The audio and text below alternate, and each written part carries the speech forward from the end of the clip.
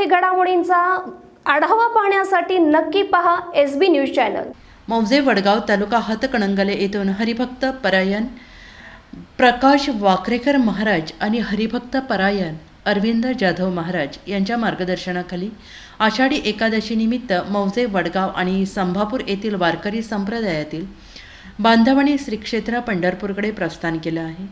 गावातील मुख्य रस्त्यावरून टाळ मृदुंगाच्या गजरात विठ्ठल रखुमाई मारुती मंदिरात एकत्र जमा होऊन गावातील विविध संस्थांचे पदाधिकारी, ग्रामपंचायत सदस्य, सरपंच, उपसरपंच तसेच भाविकांकडून निरोप देण्यात आला। यावेळी हरिभक्त परायण प्रकाश वाकरेकर महाराज म्हणाले की मौजे वडगाव आणि संभापूर या दोन्ही गावातील मिळून 100हून अधिक वारकरी या दिंडी सोहळ्यात सहभागी होणारी आहेत आणि या दिंडी सोहळ्याचं यंदाचं 10वं वर्ष असून प्रत्येक वर्षी दिंडीतील वारकऱ्यांच्या संख्येत वाढ होत आहे।